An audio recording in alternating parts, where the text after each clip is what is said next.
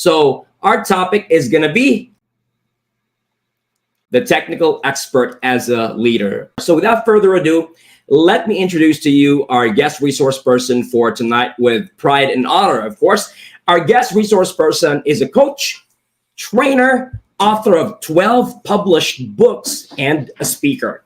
And just like yours truly, he's a top 100 Filipino to follow for inspiration on LinkedIn. So he got that back in 2021, and he got that again this year, last year, 2023. Okay, he's a certified executive coach from the Center for Executive Coaching. He's a certified transformative coach, advanced level from the Coach Masters Academy.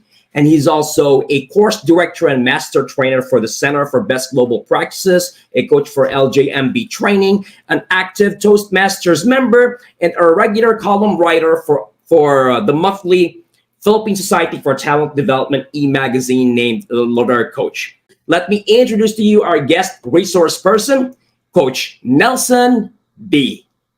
Thank you very much, Mentor Myron, and hello, everyone. Thank you for sharing your Saturday night with us. My goal is to give you as much value as possible. So today we're going to talk about the technical expert as a leader. But even if you don't see yourself as a technical person, there's still a lot of things here for you, for leadership. So let me first find out with you what do you understand about being technical. What makes a technical expert technical? The broad definition is that if you're an expert in machines, process, or materials, you're a technical person. Okay, so you may be one of those people who can fix machines, but you wish you can fix people. Don't you have feelings like that? Sometimes you have this difficult office mate, and you wish you can just push a button here and there, or just pull a lever, and the guy behaves. Well, good luck with that. Or you may be a leader and then you'll rather crunch numbers. Remember, numbers turn me on instead of leading people in crunch time. So if that's you, this deck is for you. And you will get the feeling that as you assume a leadership role, you'll discover that being technical is not enough. It can only get you so far. Learning how to operate a machine may not help you how to lead this group, let alone motivate it or deliver. And so that's where you have this particular notion that you have to grow or evolve along the way. So here is my brief journey wherein I showed you, like, I love math. I told you numbers turn me on. I love algebra. I love geometry. Okay. But of course, if I just do that, then where will I be? So I start with math. That's a very hard skill. It's also science, chemical reactions, physics, and that sort of thing. When I got my first job, of course, I had to learn how the machines work, how to operate the machines, and how to have at least an idea how to repair the machine. But also something happened along the way.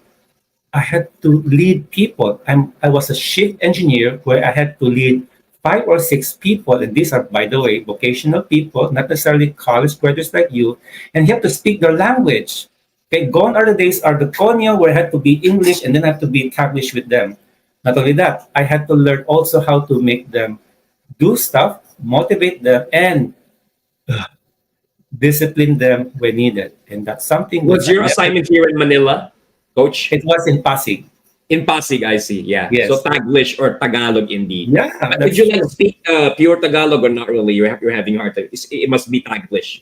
Yeah, it was Taglish, but even then I had to really learn how. But as you can see, I'm more comfortable with English. Remember, I grew up reading comic books, American DC comic books, sorry, Marvel fans, but more of Superman and Batman. So Right. actually, that served me later because I was able to communicate well. As you can see, the next level is to communicate not just verbally, but also in written form. And of Correct. course, when you make technical reports or presentations to the higher ups, di pwede Taglish. English dapat. Lalo na if you are talking to Japanese expats. Okay? Now, after that, as you get to be more and more involved, you have more and more problems, of course. Okay? Who does not have any problems in the workplace? And that's where you have PSDM, problem solving, decision making, and critical thinking. And as we go along, the more challenges you get, the more you know how to manage your time instead of being overwhelmed or being, let's say, overworked. And then afterwards, I get the notion that, yeah, I need to have people by my side, people I can call for help, and those that I can help. That's networking. Along the way, also, you get an idea that finally, it's not all technical, it's emotions. And I think you Yeah. know the drill. People think they're rational beings, but actually, we're all emotional beings, but we cover that with logic. And so you have an idea now, you have to deal with people, not just data, data, data, but also their emotions, happy, sad, angry, offended, that sort of thing. In fact, like I Right. said, People, it's pathos, logos, right, Coach Nelson? yeah, that's true, that's true. And then as I got higher and higher, because after, like I said, I got hired in Asia Brewery in industrial sales, selling bottles. Then there was a reorg. They saw my technical background, my previous jobs in a factory, the first job in Pasig. They asked me, can you run one of our plants? And that's the plant for making cartons. Then a few years later, the other plant manager retired, so they gave me the second plant, the one of crowns, Tansan. Okay, if you know the Tansan. Cobra crown, Tansan, yeah, Tansan. If you know the Cobra So product, cartons and then Tansan. Okay, yes, gotcha. two of them side by side. Okay, and that's where now I had to lead not just an organization, I had to lead a business because a plant is not just there to make things; it's to be profitable, and therefore we have to look at SWOT analysis, strategy, competitive analysis, and all those resources we need. So we have to go through strategic planning, and also then realize that you make the best plans in the world, but if your people are not up there, it's not going to work. So therefore, we have to develop people, and the one I fell in love with also lately is coaching and mentoring. Now, the point is this. This may mirror going to be your career. If you're an engineer, this can be your path, or can be a similar path if you're going to be, let's say, from IT to CIO, or let's say from head scientist to, let's say, a director of a research firm. The point is that you're going to be forced to evolve, to have more and more soft skills. And that's Absolutely. where we have the usual thinking that when you are a technical person, chances are that's your entry level. You're hired because your technical know-how, as proven by a degree or certificate. And you have certain skills. Usually it's tangible, operate a machine, or it's something measurable, like how many sales you can make. But afterwards, you get to have more and more need for the softer skills, time management, for example, or problem solving. Right now, it can be collaboration, teamwork, and of course, let's not forget communications. So the higher you go up, the more responsibilities you have, the more people you handle, soft skills will play a bigger role. Okay? And this is one of my favorite slides because when you are a technical person, remember, chances are you are introvert. Chances are, and that's why you're more comfortable with the process. Why? You can control a process. Just tell me the parameters, temperature, pressure, speed. And these are quantifiable. I can measure it. And this is reasonably predictable. If I do X, what will happen is Y. Do X, you get Y. X, Y, X, Y, X, Y, usually. Right. It's And like now, Coach Nelson, you're saying that unavoidably you form your own little world because you have to focus on the analysis, right? correct. And when you're a technical person by yourself, you're the master of your domain. You are the lord of that domain.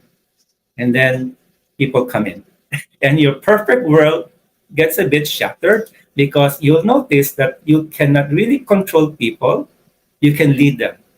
And usually you cannot quantify. How can you quantify, say, attitude? So you have a lot of sentences, words, discussion, which are not necessarily numbers, these are qualitative. And of course, people are unpredictable. I do something to John, and I do hope John will respond in this way. But maybe John will behave in a different way, maybe Mhm. better, maybe bad. And what will work for John may not work for Joanna. See, Yeah. that's where, people, I'll rather have process because I know what I'm going to get the next time around. And Different that's strokes for different folks, right, Coach? that's true. And that's true. And you have to be like a chameleon. You have to blend. You have to be having your radar up and you have to have a little bit of a prediction process. And that's where you are now. When you're becoming a leader, your comfort zone gets to the point where you have to deal with people, not machines, not numbers. Machines will not talk back to you. Numbers will not go on strike. But people, that's where the challenge comes in. Okay, and so for the bulk of this discussion, I'm going to propose three new domains you must learn. There are more, but for the sake of this discussion, I'm going to offer three: emotional intelligence, leadership communications, and business sense. If you're a technical expert and you're transitioning to a leader of a team, a department, a division, maybe even an overall company, or you have plans to start your own enterprise. And even if you're not a technical expert, there are lessons here for leadership. The first one is emotional intelligence. You've heard this a lot. And remember, I was a nerd. Guess who was my childhood hero? Yeah? So that's why my apologies for those who believe in the force. But this is my childhood hero because he is so logical. It makes Star sense. Trek. Yeah, Star Trek. And so he can, analyze things in his head. It's like a walking computer. Oh, I want to be like him. Unfortunately, the real world is not Vulcan. Okay, so that's where now you have this particular notion that you need more than just intellect. You need more than just the ability to think. You have to relate to people, and people, as I said, are emotional creatures. And let me Side. tell you a story wherein I like stories, so I'm going to give you some to make this a bit more practical. I had this operations head, let's call him Tony, and we had him go through a 360. And the major feedback is this: the machine operators, the ones who report to Tony, said, Tony shouts at us and thinks only he has the answer. And of course, they are, demotivated, etc. So in a Know it all. 360 review, I had to have this confrontation, this difficult conversation, and also segue to coaching. And you know what was his defense? His paradigm was like this: Sir, this was how I was trained. And if I can make it, why can't they? The story is that when Tony was at their level years ago, when he was also an operations machine operator, his Mhm. boss shouted at him and spoon feed him with everything, dictate, dictate, dictate. And Tony thought that's the way to run a machine, a team. And so guess what? He said, if I took it and now I'm an operations head, why can those guys, those young guys out there, the ones I'm leading, how come they cannot take it? What's wrong with them? And so that's where we had to have this coaching conversation until the insight came in, light bulb in his head. Not everybody is like you. What works for you Yes. does not work Perfect. for them. And that's where we had this unfolding for him emotional intelligence. And I think you're familiar with this quadrant. We're in on Yes, the I upper am. left. Yeah, we love this quadrant. He became aware of his emotions. I didn't know I was shouting. I thought I'm relating them in my ordinary tone. Sir, you're shouting. Okay, so at least now he's aware. He's highly excitable. He's quite sometimes can be a bit hot-headed. He's Mhm. aware. Then if you shift to the upper right, he became aware of the effect of his actions on his people. It's Mhm. so demotivating, they're hurt, they're unhappy, and some of them actually they complain to HR, and some of them, a handful, they said bye bye, I'm going to another company. And so later on, as we developed him, his IDP, individual development plan, he became more on, let's say, on the self-management. The moment I feel that I'm going to shout because I'm upset, or I'm angry, I have to capture myself, switch, and have to really make an effort to be in a calmer tone, respectful dialogue, even to the point of soliciting their ideas. And guess what? He's into the realm of the lower right, relationship management, where he can now have better relationships with the machine operators. It worked. They're more motivated now, and actually performance came up. Yields, for example, productivity went up, and all because of this particular sense of emotional intelligence. Why is this important? Because when Tony was just a machine operator, he was by himself, just him and the machine. Don't get me wrong, he's so good that even if the machine makes a certain amount of noise, he knows something's wrong and can tell you where it was wrong. The technical expert. Now he got to be supervisor level and then operations head level. And guess what? He carried the baggage from IC to leader. He was shouting at people, and Mhm. he only I have the answer. Now with this particular emotion intelligent exercise, he became more and more an effective leader. And the points like this, I talked with an IT head. He started his own software firm. He said something like this: Nelson, the reason why technical people are so poor in EI or communication because, let's say, a software programmer, day in Mhm. and day out, most likely he's just in his cubicle typing algorithms and whatever in his laptop. Right. And it's not like he's going to talk with the guy on the other side of the cubicle. Because of that, his EI, his communication muscles have atrophied. And then when you throw him into the leadership pond, what will I do now? What will I do now? And that's where for you to become an effective leader, coming from the technical world, emotional intelligence is vital. And I would say it's foundational because that's also going to be the foundation of coaching, problem solving, teamwork, collaboration. So in my case, for me, EI is foundational. It's the cornerstone of any person, technical or not, to succeed in life, especially if you are more into numbers and machines. Okay. Second, it is leadership communications. Now, we communications is broad. Okay, there is public speaking, presentation skills, business writing, technical writing. But the one, Interpersonal, interdepartmental, right? yeah, inter and intra. And remember, you're also talking to suppliers, customers, maybe media, maybe government, compliance agencies, and don't forget top management. Yeah, upward, Yeah, right? the real boss, the one who pays your salary, and that's the has the power to promote you or kick you out. So leadership communications is also important because remember, you're not a leader. You're not Yes. just there to give equations, or you're not just there to give step one, two, three, four. You now have to be leading people, and communications is key. Here's an exercise. If I were to have this workshop, I'll ask you: are you familiar with jargon monoxide? Yeah, Jargon monoxide. yeah, because an engineer would tend to say jargony words. For example, we make this one. Remember, I said corrugated carton. I don't know if you can see this. You can see what Yes, I is can. what We can. the one is the yeah the one is in the supermarket. Supposing I tell you, Mentor Myron, we use a corrugating process to make fruits out of a medium, and then we laminate them so that then you have the upper layer and the inner layer, and there is your corrugated box. Mhm. Huh? What is that? Am I speaking Martian? But suppose I would explain to you, we take a piece of paper, run through a machine that makes an up and down folding shape. Corrugated, yeah. Mhm. Yeah, and then you put glue on each of the tips. Then you press an upper layer of paper, flat surface, and another one below. And that's it. Basically, that's it. So Yeah, hard notice now, pass, yeah. Mhm. yeah, notice now how it's readily understandable, especially if you are a non-technical person. And the challenge is this, and one of the things we can do in the exercise, not now, of course, is that if you have a process, whether it's IT, whether it's finance, I mean, look, balance sheet, credit, debit, wow, and all those quality and all those R&D, and of course, manufacturing, can explain your process that a 5-year-old can understand. If you can do it, you are a superb communicator.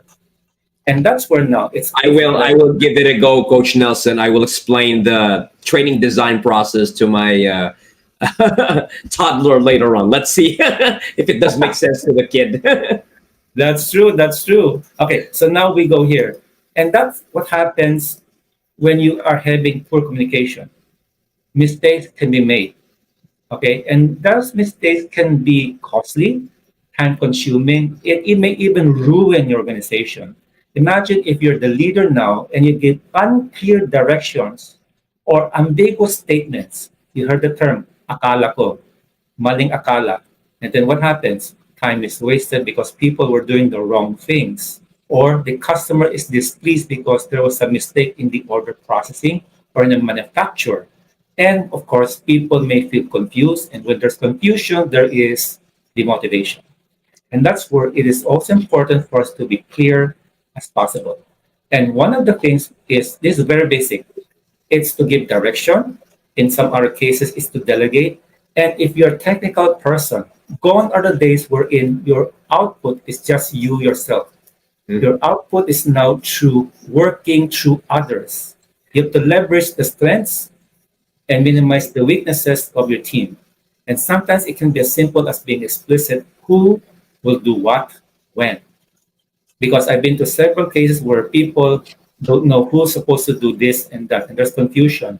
I've heard of action plans where many person in charge. No, no, no, no. only one person in charge. Okay, one team leader, one person I can chase if something goes wrong. Only one guy to be held accountable, rather than who's accountable, who's going to be responsible. Five people. No, no, no, no. Give me just one. Give me just one.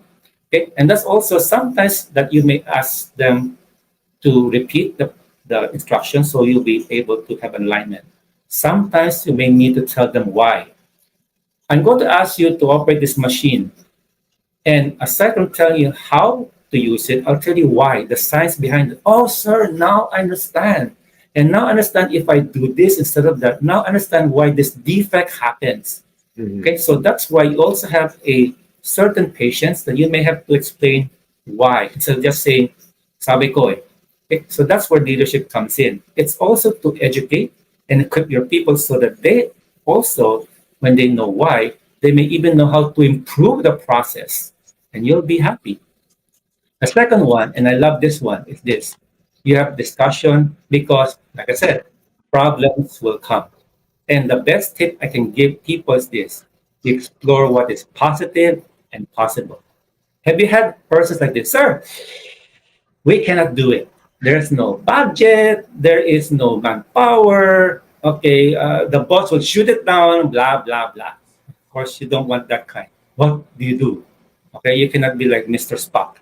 You now have to discuss this with your people, but to gear them towards what is positive and possible. Coaching helps, but let me give you a story. Okay, remember, we run machines, we make products, and there were times where the machine breaks down, it stops. Yeah.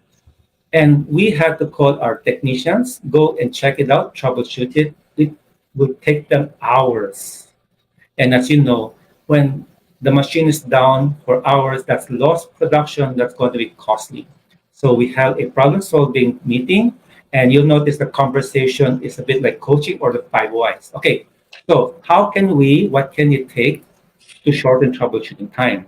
And somebody mentioned this, sir, we cannot shorten because we don't have access to the software. What software are you talking about? Sir, this is a Japanese machine.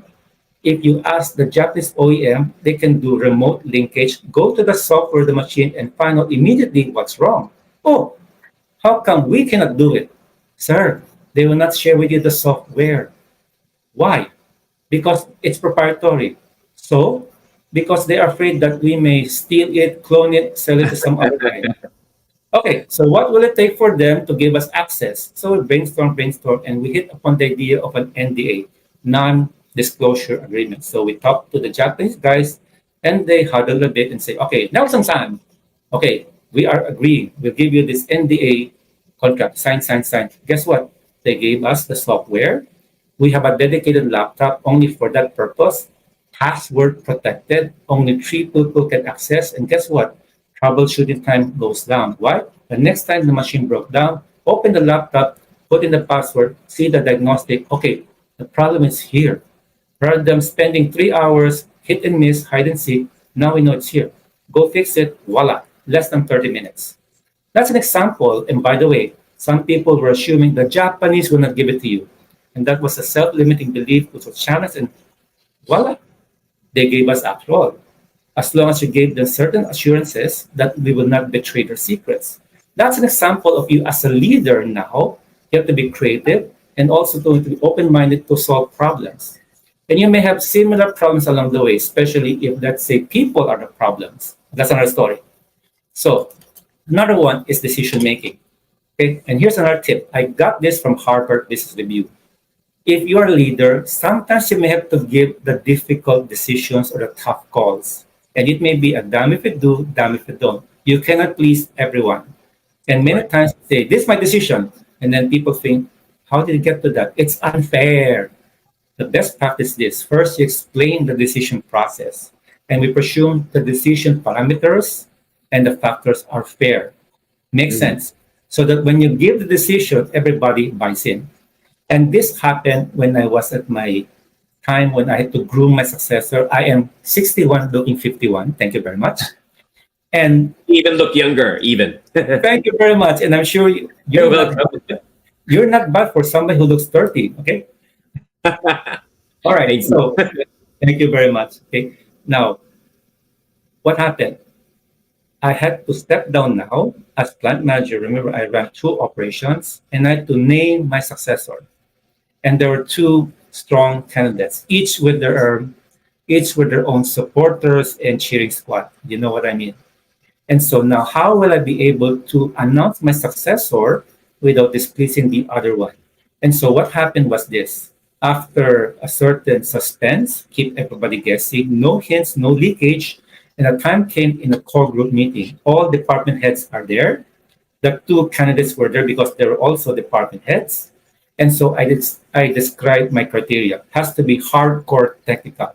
Has to have a has to be risen from the ranks. Okay, has to be starting from humble beginnings at the plant, going up, so that he knows the plant culture, especially on the shop floor.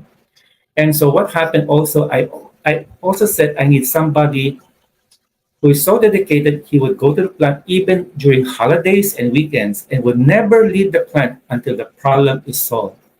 By that time, people had an idea, oh, it's candidate number one, not candidate number two. And so when I announced the name, people applauded and they had their particular said, yeah, we agree. It's a good decision. When it's in that way. And so that's where a tip for you And is earlier, I remember, Coach Nelson, you were highlighting emotional intelligence. So I bet that you were also looking for a person who has a very high emotional intelligence, right? that's true. And that's where this particular person, this guy, also has a good amount of EI. He knows how to psychologize people in a good way. He also knows how to find out what makes a person tick and use it to motivate that person. Okay? And this person, I'm so proud, as of April 15, I gave my captain's chair to him. And then I let Wow, go. congrats. And there's a certain joy. I think mentor man, as a mentor and coach, there's few greater joys than seeing that you have groomed somebody to take over, hand over power to the next generation and let him flourish. You step out of the way rather than you cling to the power. And Right. then May I know his name so we can acknowledge him, Coach? his name is Adrian Tajao, Tajao, Adrian Tajao. Okay? Tahaw. He is by the way, an electrical engineer from Oh, Laguna. So again, the classic technical expert to leader. And now he's, like me before, he's now leading 200 people, 8 direct reports, 2 operations, and not to mention, he has to align with the other factories in Asia Brewery, not to mention external customers. And that's where now it comes in. He's also well favored by the other department heads who will have to be working with him. And yes, the guy who did not get the job. And by the way, I'm glad to say that there's no friction between the two of them. As far as I know, that's why now there's a good source of cooperation between the two of them. Right? So because of that, you need to have this kind of EI communication so that transitions are smooth, problems are solved well. Last but not least, and this is probably going to be well, last but not least, because technical people, they know about machines, yes. process, but it's another thing to be business minded. And that's the other thing that can be your advantage if you have that compared to other technical people who have no business sense. What do we Business mean? acumen, right? Mm. Yes, business acumen, business savvy, business agility. It's the ability now to talk in terms of peso terms. Now, I don't know in your group, give me a banner if you've seen the movie Jerry Maguire. If you've Yeah. seen it, you're probably over 28 years I've old seen. because that was in I have. 1996. And you may have seen the part we're in. This guy, okay, who was telling Tom Cruise, "Show me the money! Show me the money! Show me the money!" Okay. By the way, that's my favorite line, not the one of Renee Zellweger. You had it, hello. Oh, that's different. That's another thing. That's the romantic part. You complete me. We're not there. We're not there. We talk about money now. Okay. So if you are a technical leader, if you really, really want to be leveling up and get promoted a lot, you have to know how to talk money. And you have to talk in terms of peso terms. For example, if I'm going to propose to you something that's technical, but there are benefits to it, how much money does it mean? Or if I'm going to tell you we need to buy machine X, okay, what's in it for me in terms of profitability? Yeah. If I tell you, okay, we have two choices, machine X or machine Y, or process X, process Y, Do we make it in-house or do we outsource out there? You now have to tell the decision maker what is the benefit in peso terms, which one makes more financial sense. And therefore, you talk about payback period, for example. And that's where it's also critical, by the way, if you're a technical expert, pretty soon, you have to have business proposals. You have to make business cases. You cannot escape that, especially if you're an engineer. You're going to have a capex proposal, and these are the executives who are going to say, "Well, money is tight. Well, what's in it for us? When will we see our money back?" And you have to be ready to compute and show them the calculations. Okay, that's another story altogether. Let's go in. It's not all about money, of course, because remember, you're thinking like a businessman now. So, what are the other parts of the business you have to be aware of? And this one example is customer satisfaction. I've been in case wherein there's a technical guy, again, I see in his cubicle, he's, let's say, doing software. Man, I'm good. This is a beautiful program. Oh, it's a good business plan. Oh, it's good, it's good, it's good. But when you bring it to the customer level, the customers are happy. There's a lot of bugs in the system.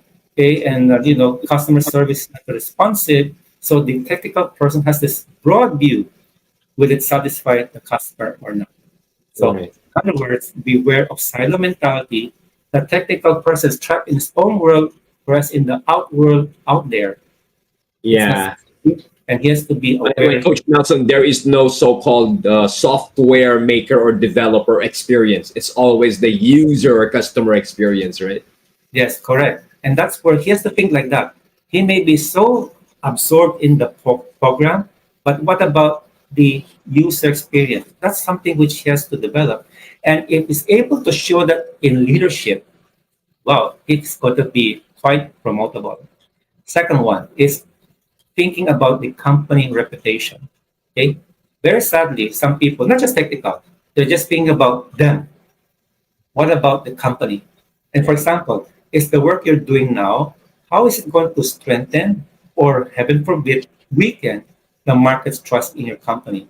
I've been in projects wherein, okay, in Filipino, ang higpit si quality control. Okay, the quality control people, corporate call says, we only want this level defect. Huh? That's so tight. The tolerance is so tight. Can we, widen a bit? No. This is a type of critical defect that if it goes out in the market, it will damage the company's reputation. In some cases, it may jeopardize the health of the consumer. And so Right. that's why now all those things you have to take in. It's not just the customer, but also your employer. Think of it this way: your employer is your internal customer. And therefore, you have to support that person because, after all, his survival or his profitability is also your survival and your profitability. The technical person has to think that way for him to be really be effective. And In, then one more thing, a technical person will have to think strategically. Can that person think of something that'll make the employer better than or different from competitors? Because remember, a lot of people are also doing this. So what will set us apart? And so yeah. the technical person as a leader will have to think, what do we do better, or what do we do that the other people do not do? Then we leverage that.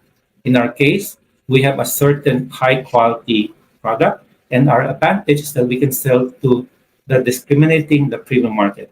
Let the other guys, the price cutting, all those low standard, that's their market. We are happy with this one, and we command, for example, our market for the Japanese people who use our carton or those who are for re-exports. So that's our advantage. And that's where now we're able to think about, okay, how will I use my technical expertise in the machine or the process or the material to add to our advantage strategically? If you can think that way, you'll be such a valuable person, and chances are you're going to be a must keep, high potential guy. Okay? And then two other tips: think like a CEO or an owner. Okay, don't think like a technical person, and don't even think like a team leader. Think like the boss of the boss of the boss. And sometimes that's going to make a difference in the way you make decisions or lead your team. Because if a senior manager sees you like that, they're going to say, wow, this is future executive material. And guess Yeah. what? They will invest in you, they'll send you for training and all that. They'll give you more project opportunities, You'll grow professionally and personally. And that's where you are going to be in a sweet spot. Know how to look at the big picture, right, Coach? Yes, you must have this big picture because now that you mention it, technical people tend to zoom in on a certain factor, a certain part of the project, but it helps to zoom out and see the bigger picture, environmental analysis, competitive analysis, financial benefits, even market advantage. What will make people buy more of your products and therefore give more money to the bottom line? If you're a contributor, guess what? You're not just a leader, you are a builder, a business builder, and maybe someday business owner. Okay. Now, what about graduate studies? You may want to entertain it. That was also another factor in my life. I mentioned that.